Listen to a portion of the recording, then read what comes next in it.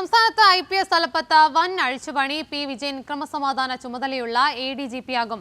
Jail വകുപ്പ് മേധാവിയായി S Sreejith ചുമതലയേൽക്കും. ദിനേന്ദ്ര കശ്യപിനെ ഇന്റലിജൻസ് മേധാവിയായും നിയമിച്ചു. കൂടുതൽ വിവരങ്ങളുമായി നൗഫൽ കൂടി ചേരുന്നുണ്ട്. നൗഫൽ, കൂടുതൽ വിശദാംശങ്ങൾ.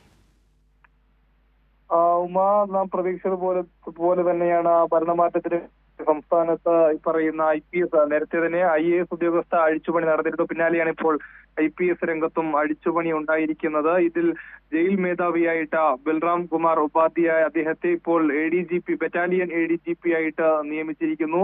പകരം ജയിൽ മേധാവിയായിട്ട് S ശ്രീജിത്ത് വരുന്നു. ക്രൈംബ്രാഞ്ച് മേധാവിയായിട്ട് H വെങ്കടേഷും അരുൾ B കൃഷ്ണയാണ് Thiruvananthapuram.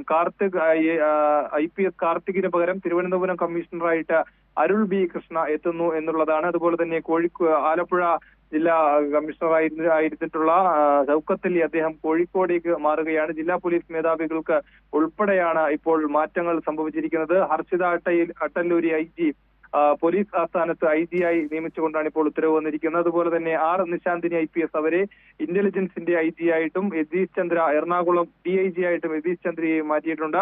T Narayanan Kannur range DIG ആയിട്ടും മാറ്റിയിട്ടുണ്ട്. ഇങ്ങനെയുള്ള നിരവധി ജില്ലാ പോലീസ് മേധാവികൾ ഉൾപ്പെടെ ജയിൽ DGP ഉൾപ്പെടെയുള്ളവർക്ക് ഉള്ള മാറ്റമാണ് ഇപ്പോൾ ഭരണമാറ്റത്തിന് പിന്നാലെ പ്രതീക്ഷിച്ചതുപോലെ സ്വാഭാവികമായും IPS തലപ്പത്തും ഇപ്പോൾ അഴിച്ചുപണി ഉണ്ടായിരിക്കുന്നത്. ഉമ.